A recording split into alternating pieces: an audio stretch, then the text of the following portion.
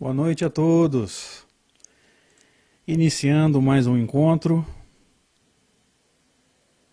Vamos fazer o nosso movimento inicial. Aquilo que nós gostamos de chamar de interiorização. Vamos esquecer as situações externas e vamos fechar o máximo possível, não tudo evidentemente, mas o máximo possível, a nossa percepção do mundo exterior. Vamos tentar isolar o resto do mundo e agora é só a gente e o computador, ou o celular, tanto faz. Procure respirar profundamente, sentir a paz que nos envolve.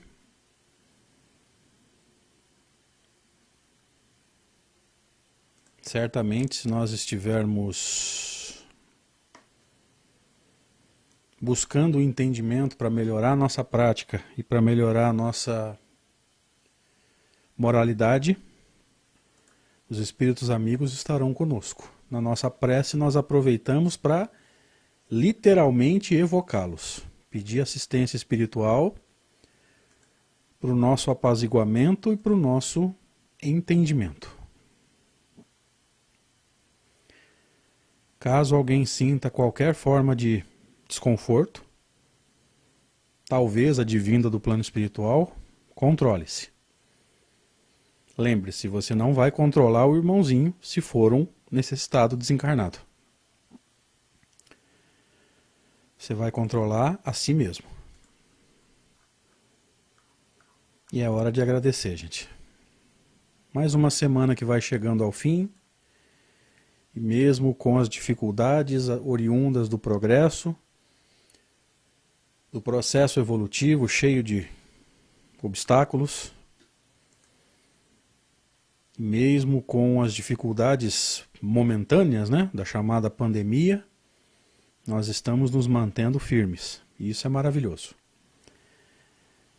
Pelo estudo de hoje, Senhor, nós te pedimos o amparo a todos nós, o facilitador, aqueles que estão conosco acompanhando esse estudo, tanto no YouTube quanto no Facebook da Rede Amigo Espírita e nas outras casas, nas outras páginas que bondosamente transmitem o nosso estudo. Que juntamente aos espíritos amigos, todos de mãos dadas, nós possamos produzir um encontro que vale a pena, que dê vontade de chegar logo próximo. E é nessa expectativa, Senhor, de gratidão imensa, que nós pedimos permissão para iniciar o encontro de hoje. Que assim seja. Graças a Deus.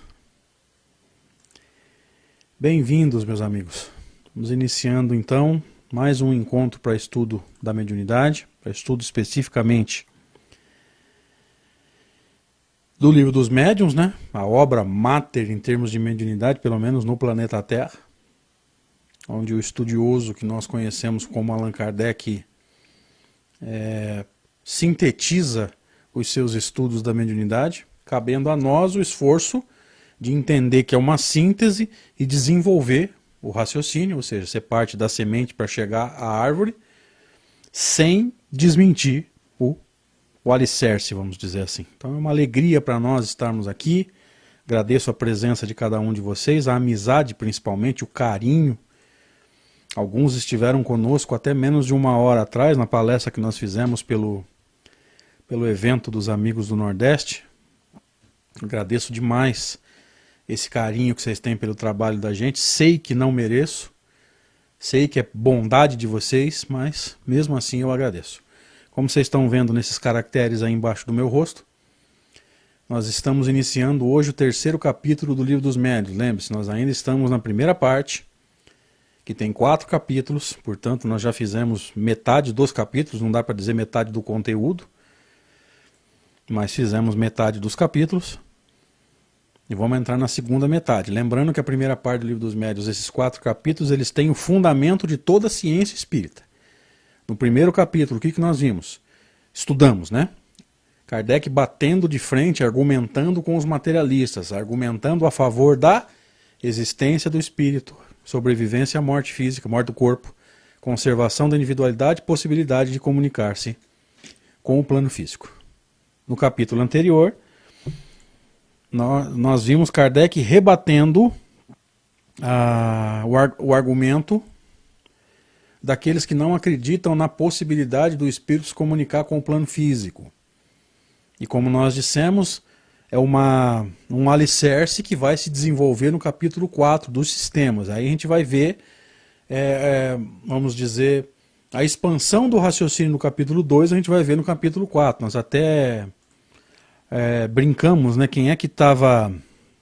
A Vânia também estava com a gente até agora há pouco. Nós até brincamos, lembra? Quem é que está curioso pelo capítulo 4? E muita gente levantou a mão. A gente vai ver ali os sistemas, de que forma os contraditores do espiritismo argumentavam para desmentir a tese de Kardec, ou seja, a tese de que o espírito, atuando no plano físico, movimentava os objetos, as mesas, etc, etc, etc.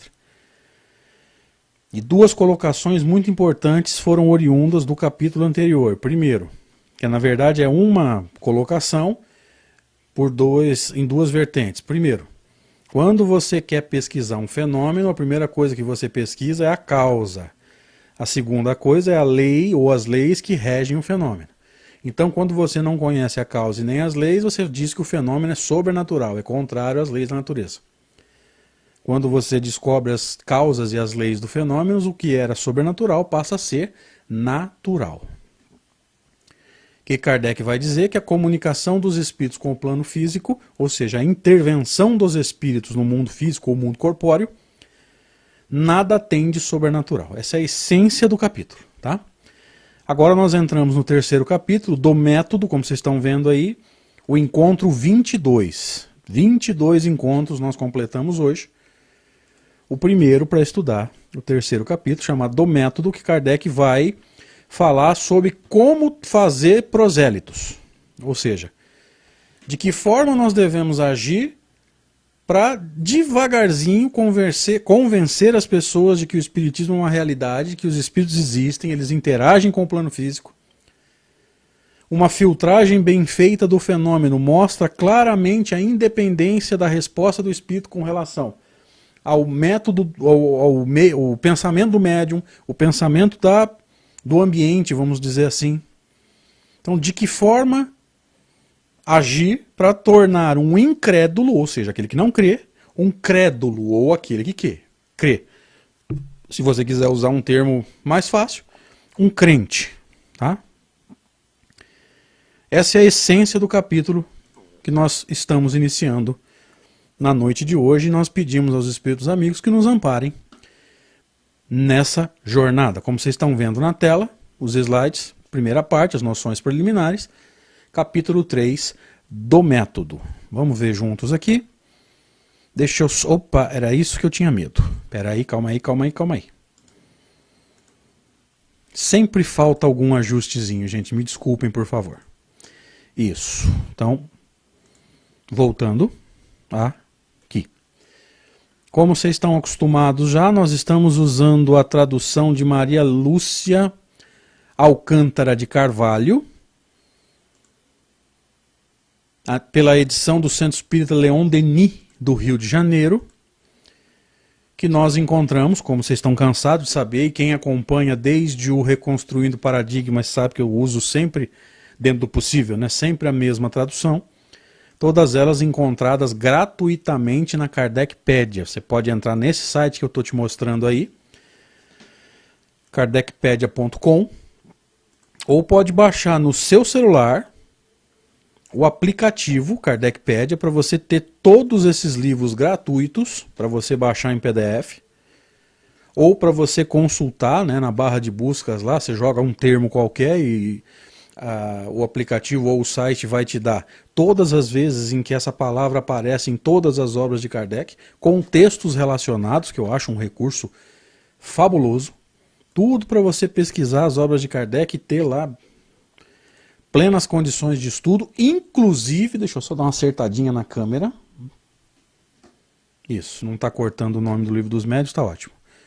inclusive com roteiros de estudo, sugestões de ordens de livros, enfim. A Kardecpédia é um recurso interessantíssimo que a gente não está muito interessado, infelizmente, né? Alguns usam, mas muita gente, quando a gente vai fazer palestra, agora nem tanto por causa da pandemia, mas quando a gente ia fazer palestra e perguntava, né, quem conhece a Kardecpédia, seja o aplicativo ou o site, muito pouca gente levantava a mão. E isso é lamentável, né? Porque é a velha tendência que nós temos, infelizmente, de querer espiritismo sem Allan Kardec. E aí vira o que está virando aí, com o perdão da crítica, mas já criticando, porque vocês sabem o que eu penso. Tá? Eu acho que sem Kardec, praticar espiritismo e conhecer espiritismo, eu acho uma grande impossibilidade. Mas respeitamos todos os pontos de vista. Vamos agradecer a Rede Amigo Espírita. Antes que eu esqueça, né, meu querido amigo Zé Aparecido, que tem se desdobrado, e eu acompanho muito de perto o trabalho do Zé, os momentos em que ele tem dificuldade, chama a gente para, às vezes, para desabafar, para pedir uma opinião, e eu percebo que às vezes o Zé está com dificuldade para manter o trabalho acontecendo. Então nós rogamos aos espíritos amigos que amparem o Zé Aparecido nessa jornada, para que ele continue realizando o seu trabalho com toda a vontade, com todo o amor que a gente sabe que ele tem por esse trabalho de divulgação da Rede Amigo Espírita. Tá? Queríamos agradecer também todas as páginas do Facebook que transmitem esse estudo. Hoje me parece que iniciou também os nossos amigos de Varginha. Eu fiz uma live para eles, acho que foi semana passada. Meu querido amigo Zé Aparecido. Isso não é hora de esquecer o nome do cidadão, gente. Mas enfim, os meus amigos de Varginha sintam-se abraçados. Queria lembrar também, né, que eu tenho esquecido de agradecer os meus amigos, ao Zé Maria, lá de Varginha. Quase que eu esqueço. Não, o Zé é gente boa demais para eu esquecer o nome dele. Agradecer também os meus queridos amigos que nos acompanham pela página da Rádio Brasil Espírita. Faz algumas semanas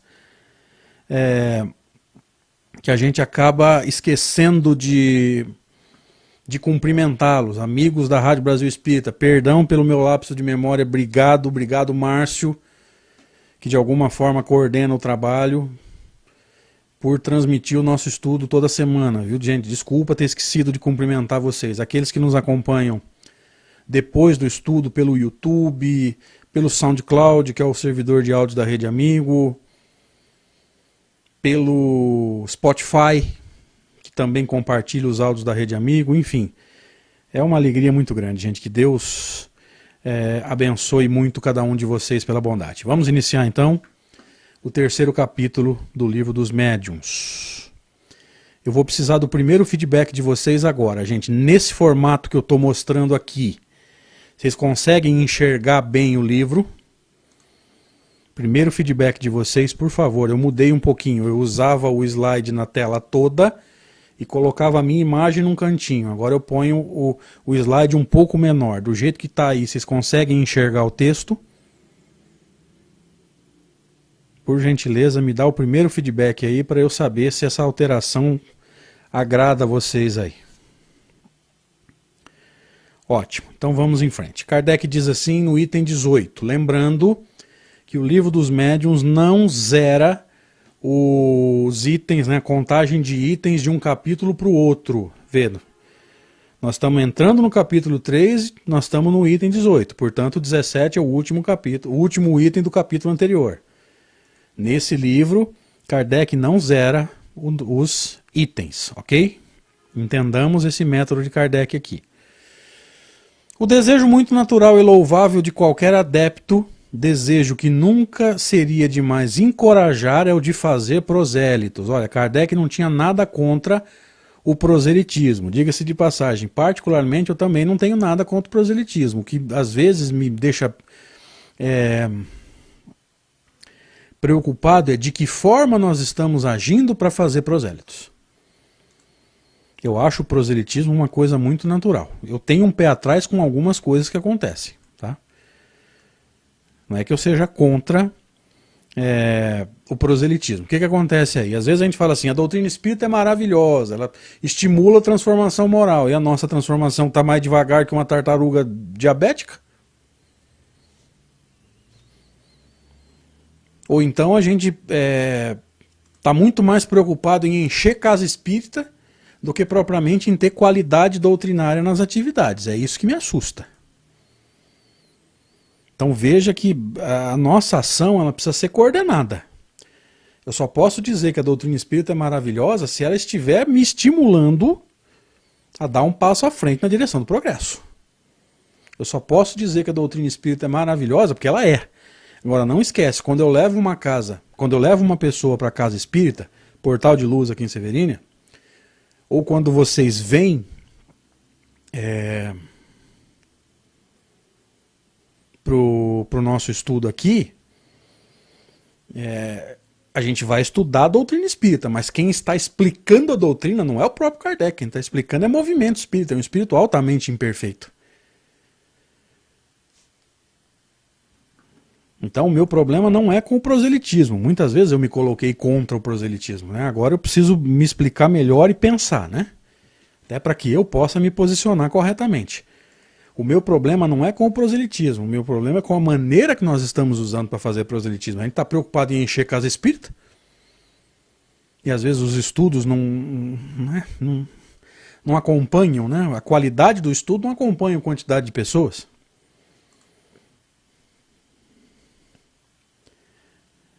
E esse eu não vou negar, esse problema eu tenho.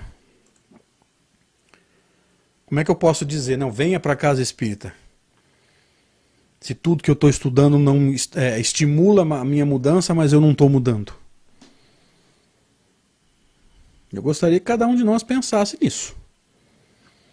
Eu estou querendo trazer as pessoas para a doutrina espírita ou para o movimento espírita, eu estou querendo que as pessoas frequentem o Portal de Luz, eu estou querendo que as pessoas venham assistir o nosso estudo aqui. Para quê?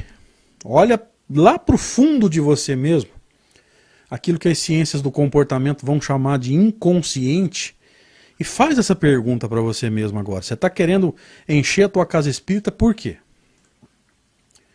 Será que nós estamos cometendo o mesmo erro das religiões aí, que tem muito mais gente do que as casas espíritas? Lotar as igrejas e só para falar que está cheio, que a casa é grande, aí a gente poderia enveredar por vários caminhos de interpretação. Todo mundo sabe que, infelizmente, uma parte do movimento espírita tem essa megalomania, né? Toda casa espírita, toda não, mas a maioria das casas espíritas pequenas sonha em ser grande. Para chegar lá na frente grande e perder o controle da situação. Então esse é um primeiro momento de reflexão, tá? Kardec está dizendo que é natural, que é normal, olha lá, desejo muito natural e louvável de qualquer adepto, desejo que nunca seria demais encorajar ou de fazer prosélitos. Tá? Como eu já me posicionei contra o proselitismo, aqui eu estou revendo o meu conceito, inclusive, admitindo meu erro, mas encorajando o pensamento. Nós estamos querendo encher o nosso estudo de gente, ou encher a nossa casa espírita de gente, com que objetivo? Por quê? Ok? Então Kardec diz que é muito natural. Tá? Tendo em vista facilitar-lhes a tarefa a que nos propusemos examinar aqui, o caminho que nos parece mais seguro para atingir esse objetivo, a fim de poupar-lhes esforços inúteis. Todo mundo percebeu, gente, que nesse primeiro parágrafo, nesses dois trechos, né, primeiro slide com dois trechos, como vocês disseram, vocês perceberam que aqui ele está sintetizando o objetivo do capítulo inteiro? Mais alguém percebeu isso? Pode me ajudar no chat, aqueles que desejarem, claro.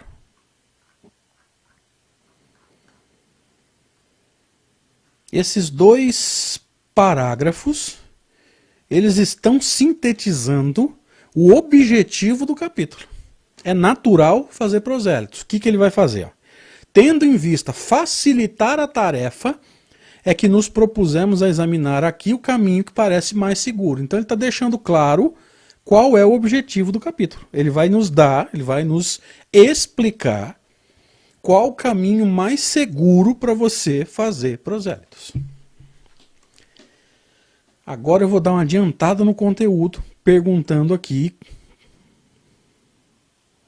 para os amigos. Vamos ver se alguém vai lembrar o que eu falei. Por que esse capítulo, ou um capítulo sobre proselitismo, proselitismo não apenas no sentido de trazer as pessoas para a doutrina espírita, mas convencê-las da veracidade da doutrina. Por que um capítulo sobre isso e sobre o ensino da doutrina espírita está no livro dos médiuns? Isso aqui não é um livro para se estudar a fenomenologia, o método de Kardec?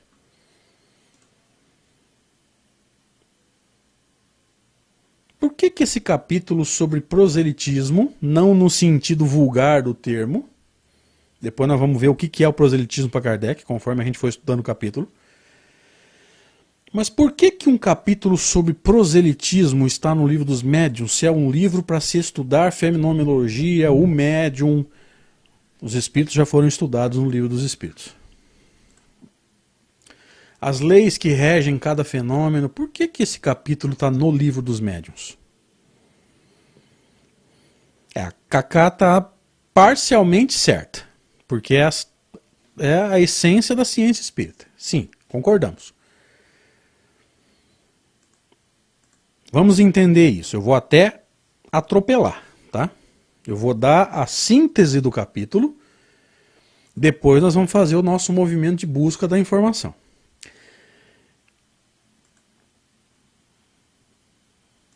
Vamos entender isso, tá? Eu demorei um pouquinho porque eu estava olhando o chat. No primeiro slide, vou colocar de novo. No primeiro slide, Kardec não está dizendo que o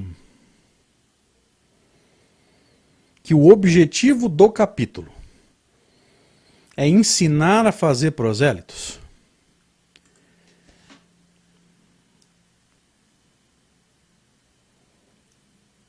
Agora vamos entender isso.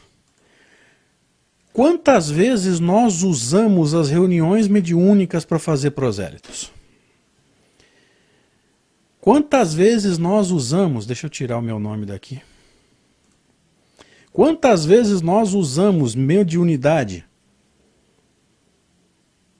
Andréia Mena Barreto também está próxima de entender o objetivo. Está próxima. Quantas vezes nós usamos o fenômeno mediúnico como forma de proselitismo? Você sabe o que ele vai dizer nesse capítulo para não fazer isso? Estou adiantando. Tá? Estou adiantando. Vou te dar a essência do capítulo, depois a gente vai estudar trecho a trecho para chegar a essa conclusão. Ele vai dizer para não fazer isso. Ele vai dizer que o fenômeno não deve ser usado no processo de conquista de prosélitos. Que o que faz a força da doutrina espírita é a força da sua filosofia. Então eu já estou adiantando o capítulo. E agora a gente vai estudar trecho a trecho. São 214 slides, tem estudo pra caramba.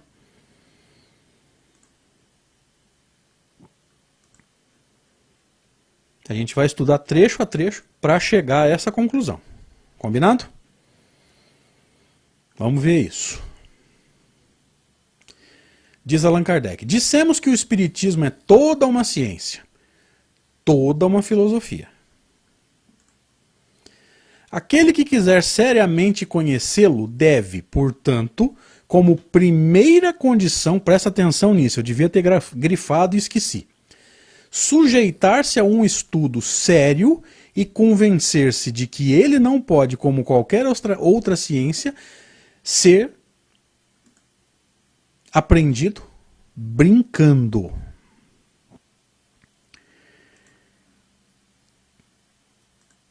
Junta as informações agora. Se o objetivo do capítulo é fazer prosélitos, interpreta isso aqui para mim agora. Dissemos que o Espiritismo é toda uma ciência, toda uma filosofia. Aquele que quiser seriamente conhecê-lo, Deve, portanto, como primeira condição, sujeitar-se a um estudo sério e convencer-se de que ele não pode, como qualquer outra ciência, ser aprendido brincando. Vamos juntar as informações. Se o espiritismo não pode ser aprendido brincando. E a essência do capítulo é como fazer prosélitos. Junta as informações agora. Quem é que deve transmitir a doutrina espírita? Quem é que deve ser, entre aspas, um professor de doutrina espírita? Aquele que estuda com seriedade. Se a gente se mete a falar de doutrina sem um conhecimento profundo e um estudo metódico, nós estamos sendo irresponsáveis. Ó, eu estou juntando as informações. Primeiro slide lá, um parágrafo, né, dividido em duas partes. Objetivo do capítulo, como fazer prosélitos.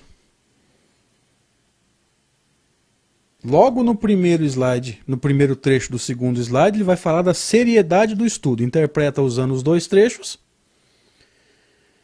Aquele que tem a tarefa de transmitir espiritismo, de ensinar espiritismo, e aqui eu deixo a palavra professor no sentido relativo, porque se você for olhar mesmo, né, ninguém conhece tanto de espiritismo assim. Então, sempre no sentido relativo.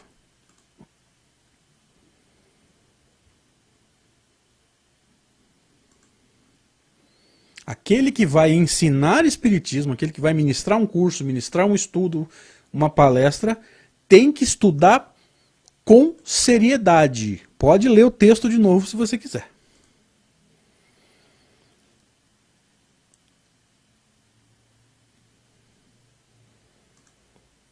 Vocês estão vendo a seriedade disso, gente? Quando a gente se mete a falar à torta e à direito, sem fundamento, sem, né, na empolgação, não que a gente não possa, vamos entender isso. Pelo menos eu vou dar uma opinião, não deixa de ser uma opinião. Uma coisa é você ser chamado aí de última hora para fazer uma palestra porque o palestrante faltou. Então você está lá na casa espírita, você vai, entre aspas, quebrar um galho. Olhe de novo quebrar o galho, entre aspas, tá? Procure se apegar sempre na ideia, não nos termos. Outra coisa é você tornar-se um palestrante, ou seja, uma sequência de palestras, pegar gosto pelo trabalho, se propor a estar se deslocando pelas casas. Às vezes você mora numa cidade maior e você não precisa pegar a estrada, mas a cidade é grande, tem várias casas. Às vezes você tem que pegar a estrada. Outra coisa é você pegar gosto pelo trabalho e ficar improvisando pro resto da vida.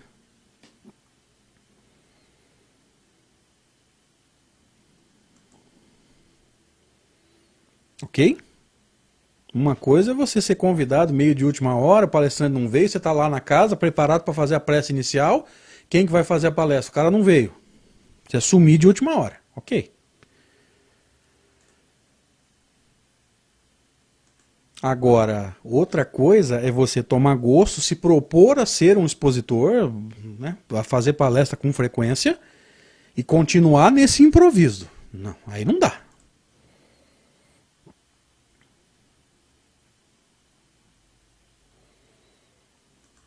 Ok? E ele prossegue. Ó.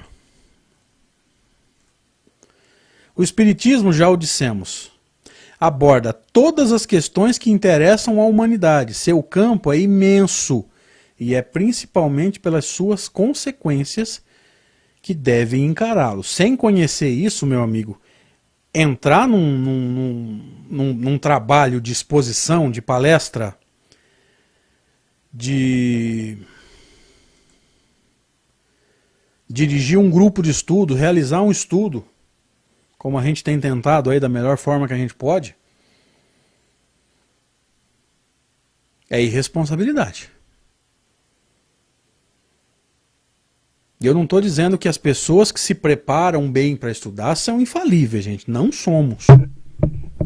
Tá? Não somos. Mas qual o objetivo da preparação? Diminuir o risco de falha. Acho que é fácil de entender isso, né?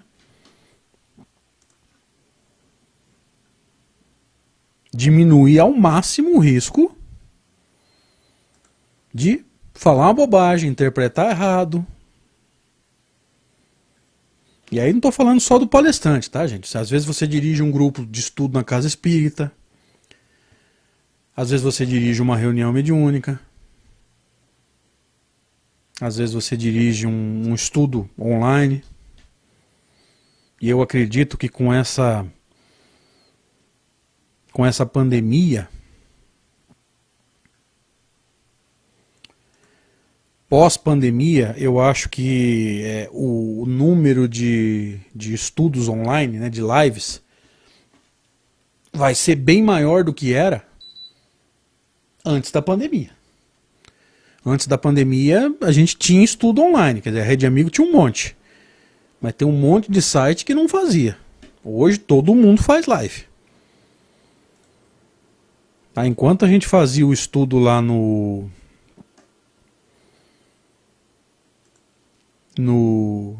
evento dos amigos do Nordeste,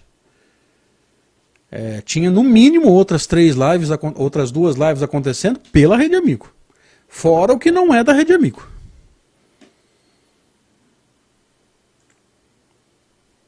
Então veja, hoje você consegue dirigir um estudo sério, se você for sério, né, e intentar e quiser ter profundidade, hoje você consegue dirigir um estudo sério sem sair de casa. Olha a facilidade que a internet nos dá.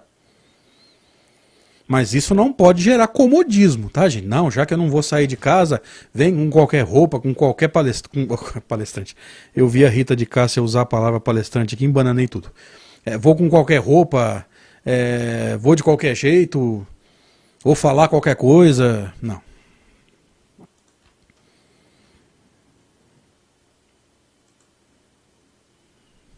Eu espero que essa reflexão de início de capítulo esteja chamando a nossa atenção para a seriedade disso. Não se esqueça, meu amigo, minha amiga, que você pode ter, assistindo o seu estudo, você pode ter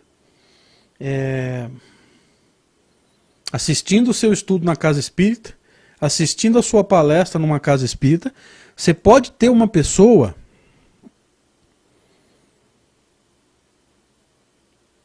que não sabe nada de doutrina espírita, que está indo à casa espírita ou assistindo uma live espírita pela primeira vez. E ela tem 99% de chance de não saber a diferença entre doutrina e movimento. Então, se você, expositor, eu, expositor, falarmos uma bobagem, criticarmos os outros, criticarmos a religião dos outros, corre o risco da pessoa pensar que aquilo ali é doutrina espírita.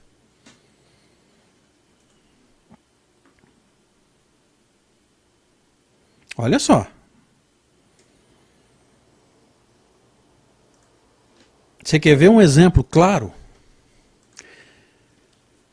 Uma vez eu conversava isso com um amigo, William Jacob. Ele é aqui de Uberlândia, grande amigo, um grande expositor. Aqui em Rio Preto. O Júlio Carvalho esteve aqui, médium, né? E com muita frequência a equipe dele nos convida para visitá-los quando ele vem para a região, ou mesmo lá em Pratinha, né, para palestrar na psicografia. E teve um fim de semana que tinha psicografia no sábado e no domingo. No sábado quem fazia a palestra era o William Jacob. Desculpem, gente. E no domingo era eu. Então no sábado o William falou, normalmente, no domingo fui eu. Sentado conversando com o William, conversávamos sobre um ponto importante, gente. O palestrante espírita, o expositor espírita que fala, que faz a palestra, que faz um estudo, uma reflexão, numa psicografia, tem uma responsabilidade imensa. Muita gente que ali está não é espírita. Uma minoria vai por curiosidade, a grande maioria vai porque está despedaçado querendo notícia de alguém.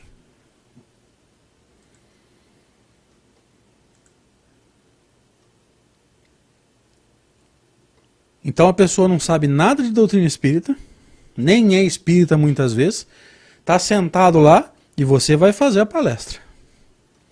Imagina se você fizer uma brincadeira boba, imagina se você fizer uma colocação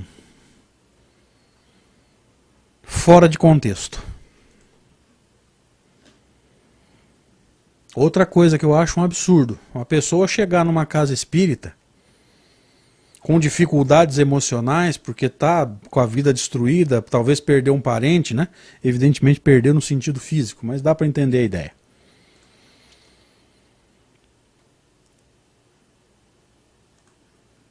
E a gente lá falando sobre coisas que não interessam para ninguém. Talvez interessem assim, num estudo da mediunidade, por exemplo, perispírito. Gente, para palestra pública, perispírito não tem um grande objetivo. Me perdoem se você não concorda. Perispírito é importantíssimo para o médium. O médium tem que entender o que é um perispírito.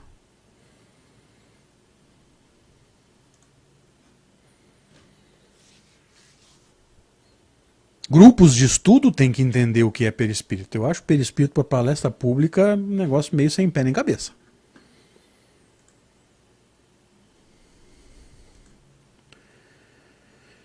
Então tudo isso a gente pegou para comentar o quê? Kardec falando da seriedade daquele que transmite, lembra? Se você é alguém que transmite doutrina espírita, que ensina doutrina espírita, sempre deixando claro, ensinar no sentido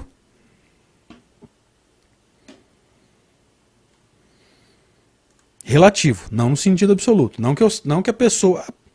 Esse é o sentido relativo da palavra professor, tá, gente? Professor não é quem sabe tudo. Professor é aquele que estuda mais do que os outros, em tese. Então entendam aí que a palavra professor está no sentido relativo.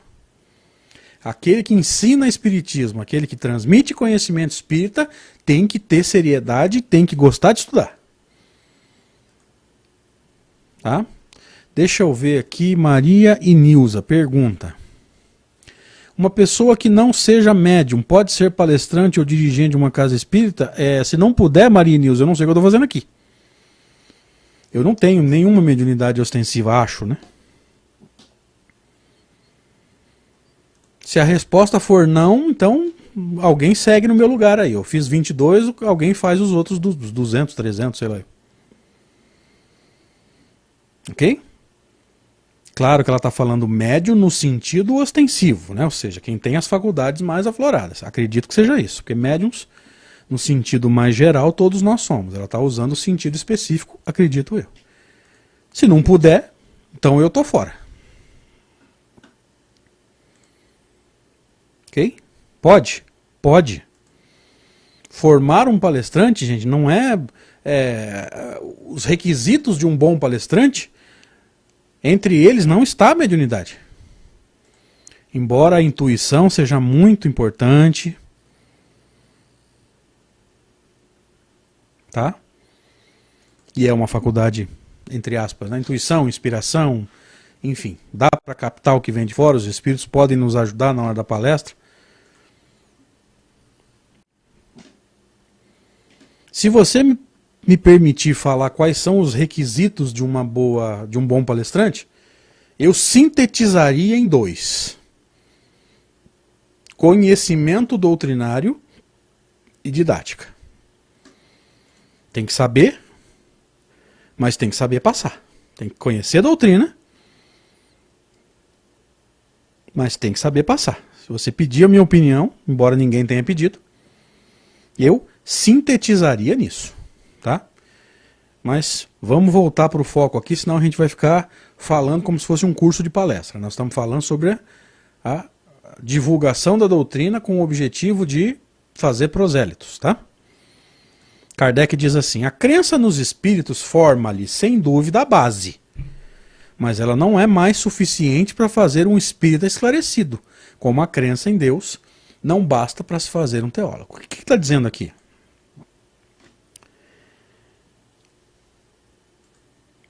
Você provar para uma pessoa que os espíritos existem, ou seja, a partir desse momento ela acredita nos espíritos.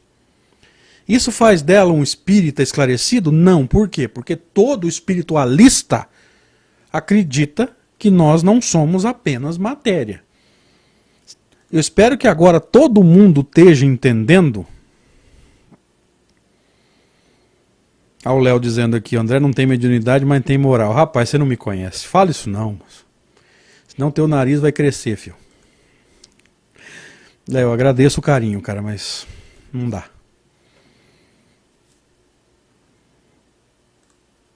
O fato de você conversar com uma pessoa e ajudá-la a entender que os espíritos existem faz dela um espírita esclarecido? Não. Por quê? Porque acreditar que nós não somos apenas matéria, e que esse algo que não é matéria sobrevive ao corpo, isso não é coisa de espírita. Os espiritualistas também acreditam nisso. Olha só. Vocês estão vendo a profundidade disso, gente? Gente, os católicos também acreditam nos espíritos. Eles sabem que eles não são apenas matéria. Eles também acreditam na sobrevivência. Não tem profundidade, mas acreditam na conservação da individualidade. Só que para eles ou vai para o céu ou vai para o inferno.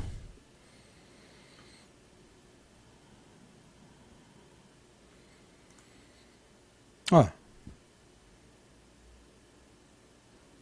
Então veja, acreditar que existem os espíritos, ou em nós, ou fora de nós, ou seja, né, a alma encarnada, ou o plano espiritual, não forma um espírita, desculpem, esclarecido. Doutrina espírita não é só isso, ela não é só crença na existência do espírito. Espero que isso esteja bem claro. E eu espero que vocês estejam entendendo também o quanto é importante ter estudado lá atrás, lembra? E eu fui repetitivo, eu sei disso. A existência em nós de alguma coisa que não é matéria. Sobrevivência e morte do corpo, conservação da individualidade. Vocês estão percebendo o quanto que é importante a gente ter profundidade no primeiro capítulo? E esses conceitos que eu citei agora estão sendo relembrados, vamos dizer assim, nesse ponto? Se você não entende lá atrás, você chega aqui agora, boiando. Ok?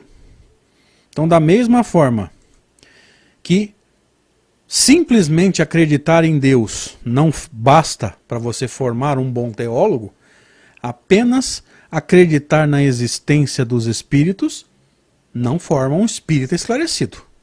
Os espiritualistas, todos, acreditam na existência dos espíritos. Ok? Uns acreditam céu, inferno, outros acreditam que eles vão dormir até o juízo final, mas todos acreditam que resta alguma coisa depois da morte. Pelo menos a grande maioria, né?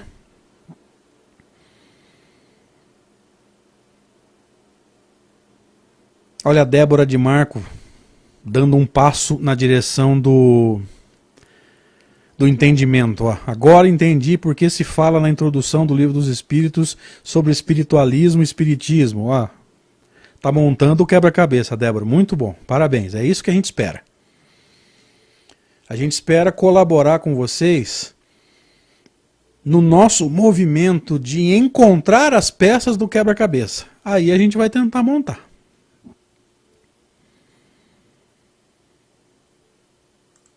Nossa intenção sempre foi essa, desde quando nós começamos o Reconstruindo Paradigmas. O Estudando a Mediunidade lá em 2013 é outra história, porque é óbvio que em 5 anos e meio de estudo a gente amadureceu, né? Mas desde quando a gente começou o Reconstruindo Paradigmas, que nossa intenção sempre foi essa. Vamos encontrar as peças do quebra-cabeça que estão espalhadas nos textos de Kardec. Aí a gente vai tentando montar. A nossa amiga Débora de Marco acabou de deixar claro que ela conseguiu juntar algumas peças. Ó. Que maravilha, a gente fica muito feliz. Ok? Mais um trechinho. Kardec nos dizendo assim: vejamos, pois, de que maneira convém proceder nesse ensino para conduzir com segurança a convicção. Gente, se você esqueceu tudo que eu falei até agora, dá um print nesse slide. Vou sair da frente. Se você esqueceu tudo que eu falei até agora, dá um print e dá uma ênfase, vamos dizer assim, no segundo parágrafo. Vejamos, pois, de que maneira convém proceder nesse ensino. O que é o ensino? A formação de um espírita esclarecido para conduzir com mais segurança a convicção. Ou seja, de que forma nós precisamos agir para diminuir o risco de erro. O que é o erro? É você ensinar errado ou a pessoa entender errado. Quanto mais didática a sua exposição, menor a chance da pessoa entender errado. Você vai zerar a chance da pessoa entender errado? Não. Por mais que você seja didático, por mais que você facilite, você não sabe em que nível a pessoa está. E às vezes ela tem um nível bom, mas no dia da palestra, no dia do estudo, ela não está totalmente centrada, ela está meio fora do eixo. Acontece com a gente. Acontece, nós somos humanos. Por isso que eu não consigo falar em processo ensino-aprendizagem com segurança aqui. Por quê? Porque nós não estamos avaliando vocês. E nem é esse o objetivo. Processo ensino-aprendizagem, queridos, ele envolve avaliação. Por isso que nos últimos estudos, salvo engano, semana passada, eu até brinquei, deixa eu avaliar esse povo um pouquinho. E perguntei, gente, como é que o que nós chamamos de ectoplasma, como é que Kardec chama? Não, contrário, né? O que Kardec chama de fluido animalizado? Como é que o movimento chama? O que Kardec chama de aparição? Como é que o movimento chama? Tá? Como não tem como a gente fechar o ciclo ensino-aprendizagem através de uma avaliação, a gente está sempre tentando, gente, vamos estudar com seriedade. É o que a gente pode fazer, estimular.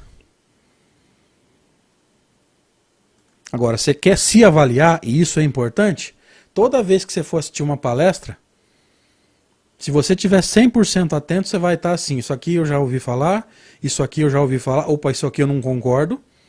Kardec diz lá no livro que é diferente. Esse é o processo de autoavaliação.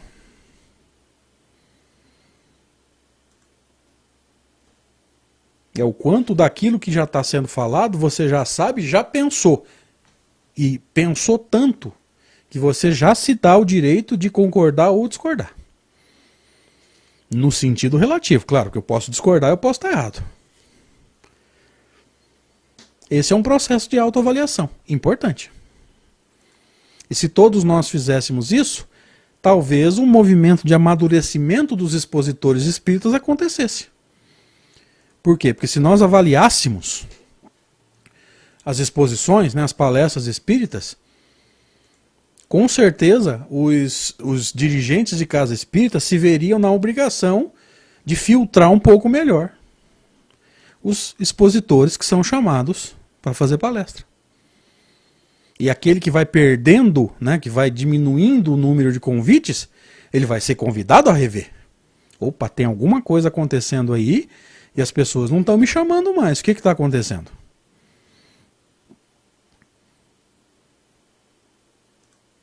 Olha a importância disso, gente. Porque o expositor espírita, ele tem que estar se avaliando sempre.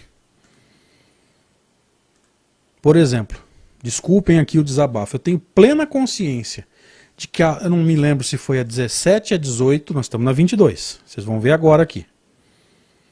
Ó, aula 22. A aula 17 e a aula 18 foram muito ruins, eu tenho plena consciência disso. E eu saí altamente insatisfeito. Da 19 até agora eu já senti mais firmeza, eu estava mais... Mas eu tenho plena consciência disso. É o Jean Ferraz nos ajudando aqui também. Ó. Os que dão preparação mediúnica, também precisam estar bem preparados. Concordo, João. Obrigado.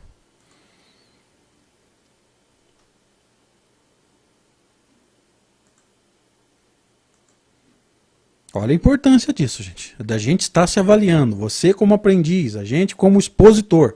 Não como sabe tudo. Mas a reavaliação,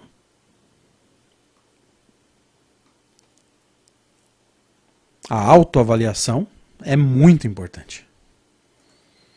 Ok? Então vamos dar prosseguimento aqui ao processo. Kardec dizendo assim: que os adeptos não fiquem espantados com essa palavra, ensino, porque o povo arrepia.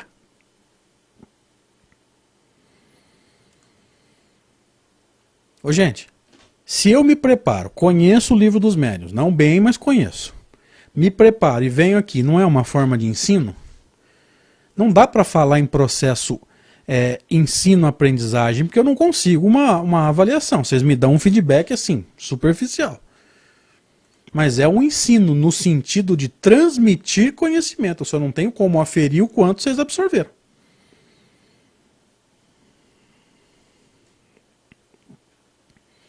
Tá clara a ideia? Gente, me ajuda aí, por favor. Dá um feedback para mim, por gentileza.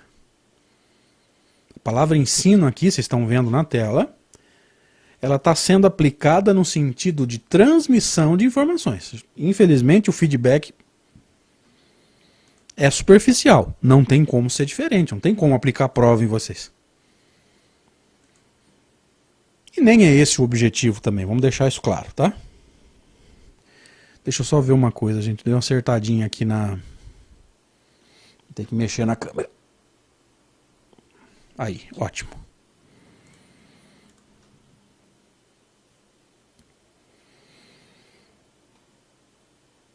Então vamos fechar o raciocínio. O que Kardec está chamando de ensino? A transmissão de conhecimento, tá? O retorno, o feedback, a avaliação do quanto vocês aprenderam não tem como fazer. Você se autoavalia. Tá? Eu não sei porquê, mas me veio no pensamento agora, cuidado nesse processo de autoavaliação para a gente não mentir para a gente mesmo. Por isso que eu estou admitindo. Eu não gostei da explanação que eu fiz nas aulas, se eu não me engano é 17 e 18.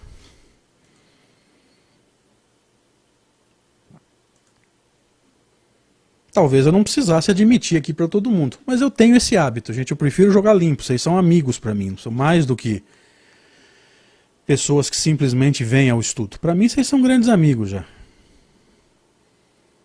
Tem gente que está nos acompanhando desde do estudando a mediunidade, cara. Eu tenho que jogar limpo com vocês. Eu acho isso uma... Olha que pergunta extraordinária. Luiz Carlos Moreira da Costa. Os centros espíritas têm um diretor de doutrina? A minoria, Luiz Carlos, infelizmente. Mas ao mesmo tempo eu pensaria com você agora. Deixa eu só desligar aqui, gente. Eu pensaria com vocês aqui agora, em cima do que o Luiz Carlos perguntou. Será que nós temos gente preparada para ser diretor de doutrina? Porque não adianta você botar um diretor de doutrina só por colocar. Não, o estatuto do centro exige um diretor de doutrina. Aí você vai colocar lá qualquer um, e ele vai, no entusiasmo, mostrar serviço e faz caca.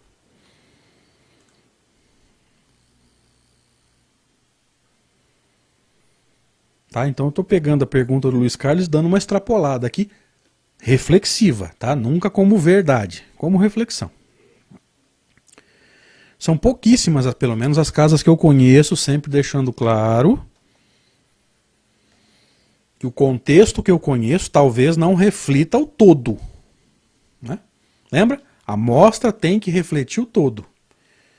Se a amostra que eu conheço, ou seja, centenas de casas que eu conheço, Estado de São Paulo, alguma coisa no Rio, alguma coisa em Minas, reflete se essa amostra, essas casas que eu conheço, refletem o todo, então eu poderia dizer que uma minoria tem diretor de doutrina.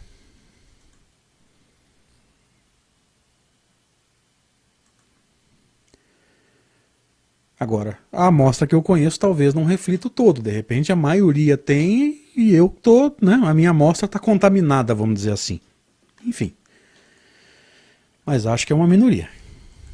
E pego essa reflexão para complementar, né? Será que nós encontraríamos pessoas preparadas para ser diretor de doutrina? Ou será que a gente teria que colocar um entusiasta? Que não são pessoas mal intencionadas, mas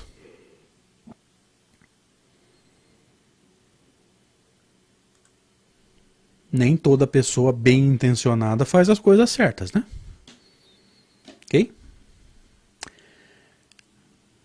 Ah, tá. Luciene Cruz, qual a função do diretor de doutrina? Eu não sei exatamente, Luciene, você me perdoa, inclusive, tá? Mas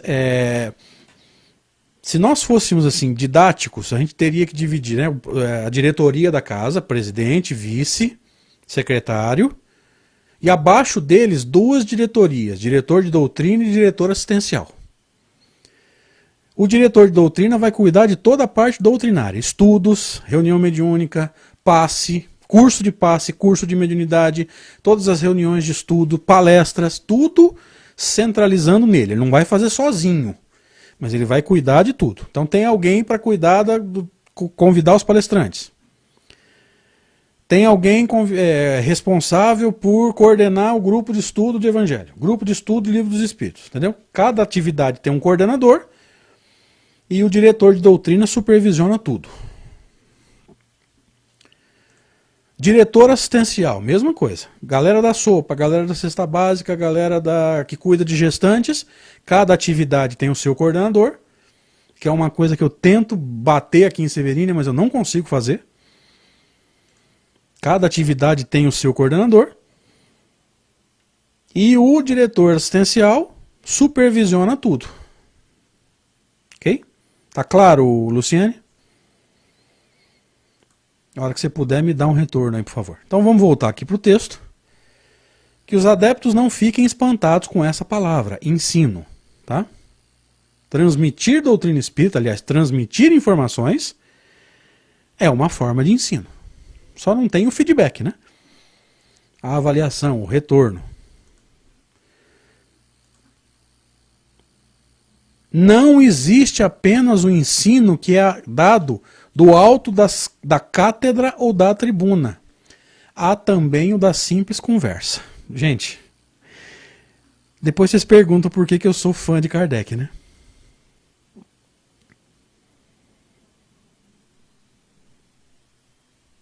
Olha só. Eu posso ensinar doutrina espírita de forma muito mais eficiente sentado debaixo de uma árvore batendo papo com uma pessoa. Como eu comentei agora há pouco, na palestra que nós fizemos das 8 às 9 mais ou menos, para os amigos de um evento lá no Nordeste. Às vezes, uma postagem no Facebook chama atenção mais do que uma palestra. Às vezes você tem 50 pessoas sentadas ouvindo uma palestra, 30 delas só estão preocupadas com o passe.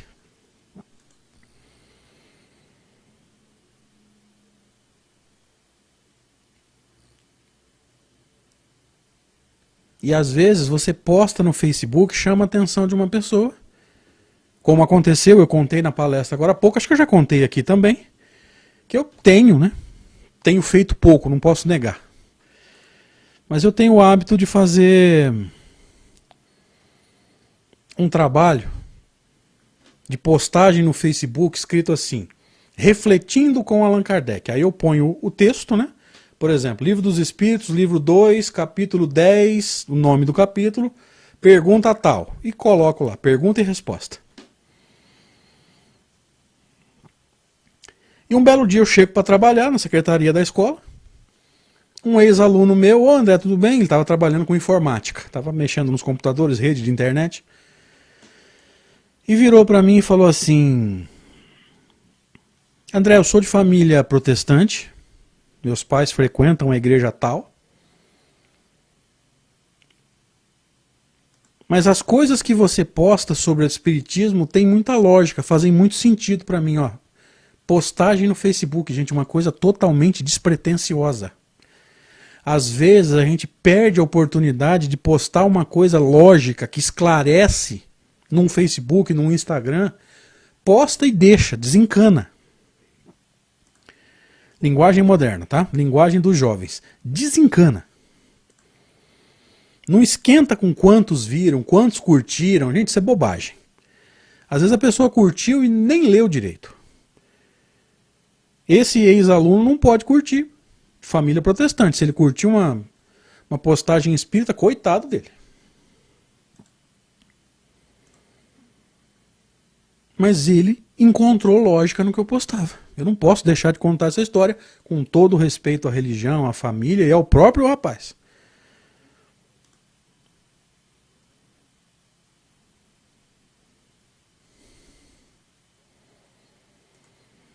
Às vezes, gente, uma conversa debaixo de uma árvore, no alpendre, varanda, tá? Alpendre, varanda, mesma coisa. Para descontrair. Tomando um café,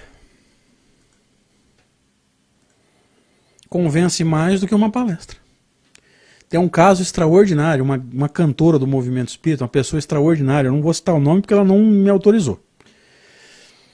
Segunda vez que eu fui ao Instituto Espírita do Amor do Júlio Carvalho, primeira vez eu fui com o Zé Aparecido, novembro de 2017, um mês antes do meu pai desencarnar. Fui com o Zé Aparecido, dia de finados. Não fui para fazer palestra, fui acompanhar o Zé. Carrega a câmera para lá, mesa de som para cá, fui por causa disso. Beleza. Em maio do outro ano eu voltei pro aniversário do Instituto. Aí eu fui para fazer palestra. E tinha uma grande cantora do movimento espírita, uma pessoa que eu tenho um carinho imenso. Desculpa, gente, eu não posso citar o nome. Ela não me autorizou. Que não teria nada demais. Mas ela não autorizou. E estava com o marido. Então, senta, toma um café, almoça junto. E eu com essa maneira minha, que alguns aqui já conhecem, de estar focado em Kardec e tentar expor de uma forma lógica. Não é só Kardec, tentar expor de uma forma lógica. De uma forma que as pessoas acompanham o meu raciocínio. Um belo dia ela me chama aqui no Facebook Messenger e fala assim, ó, meu marido não me acompanhava nas palestras espíritas, mas ele ficou impressionado com a sua maneira de expor a doutrina espírita, ele está mais interessado agora. Então eu não estou contando essa história para me gabar. Estou dizendo que a gente consegue tocar corações quando a gente menos espera, quando a gente for falar daquilo que a gente gosta, já que nós estamos falando aqui de doutrina espírita. Que a gente fale com o coração. Ou seja, isso aqui está direcionando o meu progresso, está literalmente salvando a minha vida. Não apenas a encarnação, mas a vida do espírito imortal. Que a gente fale com sabedoria, com o coração. Que a gente pode ajudar alguém a encontrar um caminho. Esse caso foi extremamente marcante. Eu lembro que eu dei um print e mandei para o Zé Aparecido. Tão feliz que eu estava. Ok? Então vamos voltar aqui. Não existe apenas o ensino que é dado do alto de uma cátedra, evidentemente aqui ele está falando da escola, né, do ensino superior, ou da tribuna. Há também o da simples conversa.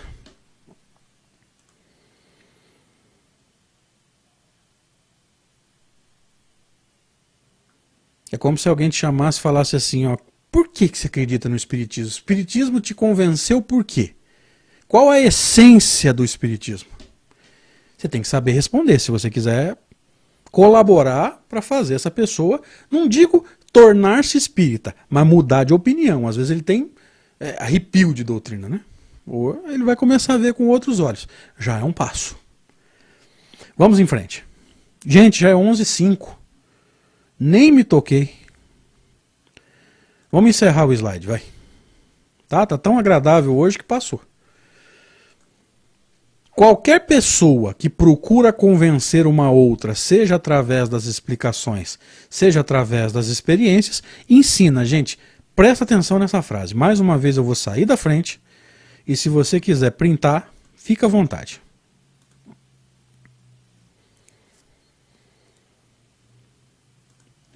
Veja que o conceito de ensino para Kardec não é daquele que sabe tudo. É daquele que passa o pouquinho que sabe. Qualquer pessoa que procura convencer uma outra, seja através de explicações, teoria, lógica, didática, seja através das experiências, ensina. Vocês estão percebendo que o conceito de ensino para Kardec ele é diferente?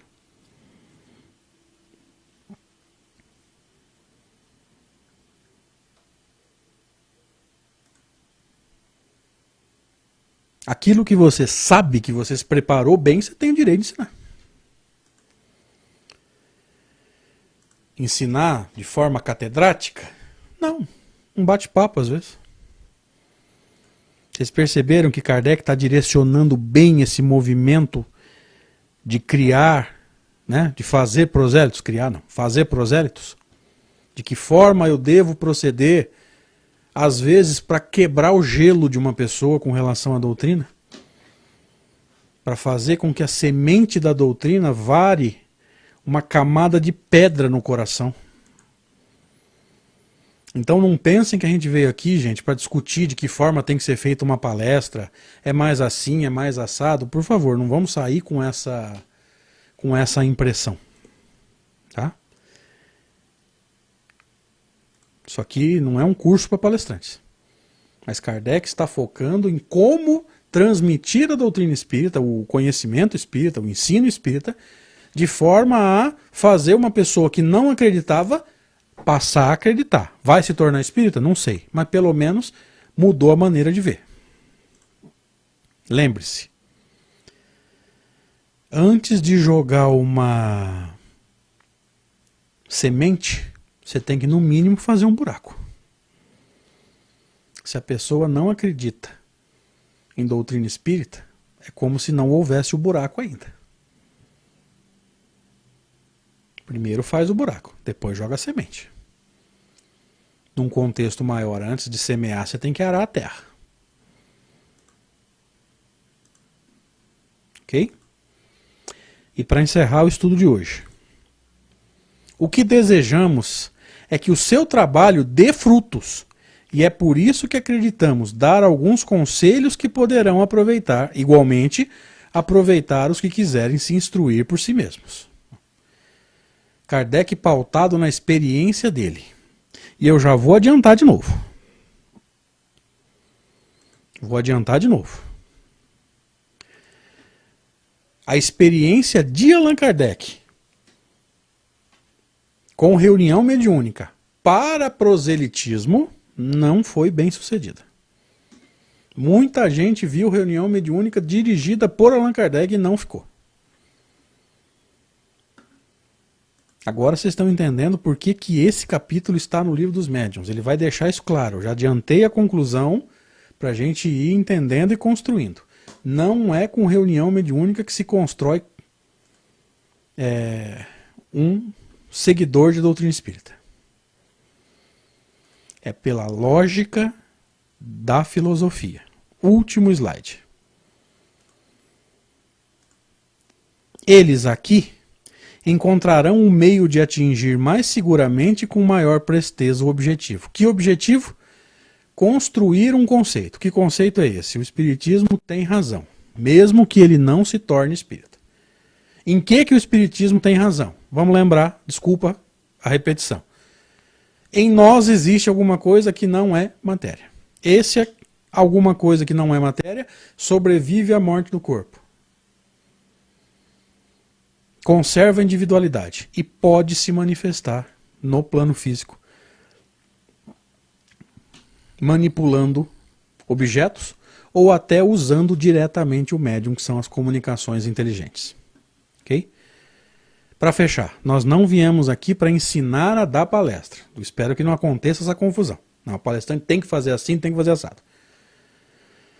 O capítulo não é sobre palestra, o capítulo é sobre proselitismo, de que forma proceder para ajudar as pessoas a entenderem melhor a doutrina. Que caminho eu devo percorrer